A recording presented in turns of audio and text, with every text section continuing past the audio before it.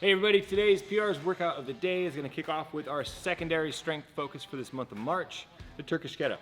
Now, as we go through this month, we're utilizing that exercise, the Turkish get-up, in variations of the movement to kind of grease the groove and let our body go through some active recovery post open workout, or even just some of these hard workouts that we've got scheduled throughout this month.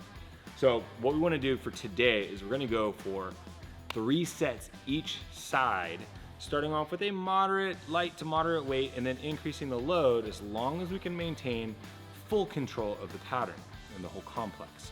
So the complex is going to consist of 5 Turkish bridge ups, followed with 1 full Turkish get up. Then we're going to go into some windmills. Now for the windmills, we can go from an upper or a lower. We'll demonstrate here in a sec. So on the Turkish bridge ups, we're going to go through a very similar pattern, stopping halfway through the actual Turkish get-up.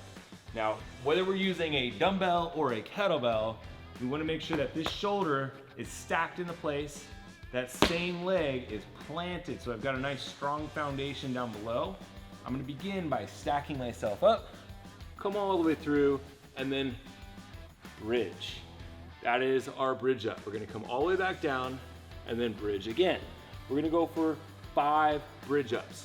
Now just remember, at the top of each rep, I'm basically trying to keep this upper arm stacked over my shoulder, over that bottom hand. So after 5 bridge ups, then we're gonna go ahead and finish that whole Turkish get-up. Once we reach the top, now we're going into a windmill.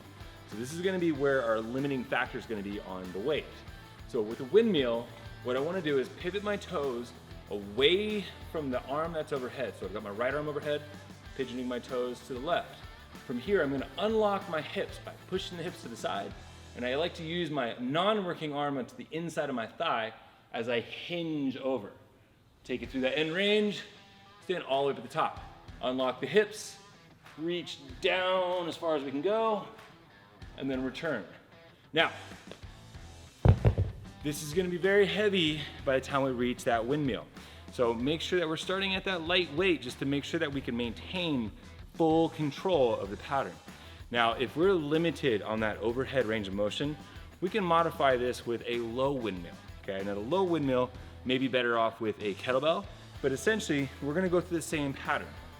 Unlock the hips, we're hinging over, we'll grab a weight, and we'll stand up. Hips, hinge over, find that hamstring end range, full extension.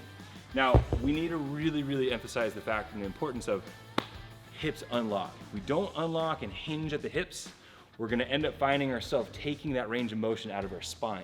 That's gonna put us in a very compromised position, so we need to make sure that we're gonna work on that booty pop, unlock the hips, and take it down as low as you can go. If this is as far as you can go, great, stay there. And then maybe the next one, try to go a little bit further. Progressively increase your range of motion versus increasing the load, okay?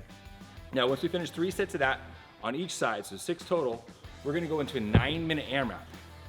8 shoulder to overhead, followed with 12 deadlifts, same weight. Now, the shoulder overhead is not a light weight.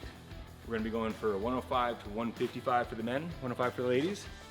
Now, we can start off power clean, squat clean, whatever you gotta do to get the bar to the shoulders. We can either strict press if you're gonna beast it, we can push press it, or we can jerk, split jerk. If you wanna get real crazy, we can go through that full squat jerk. Then we go through our deadlifts with that same weight. So 8 shoulder to overhead, 12 deadlifts. Have fun, guys.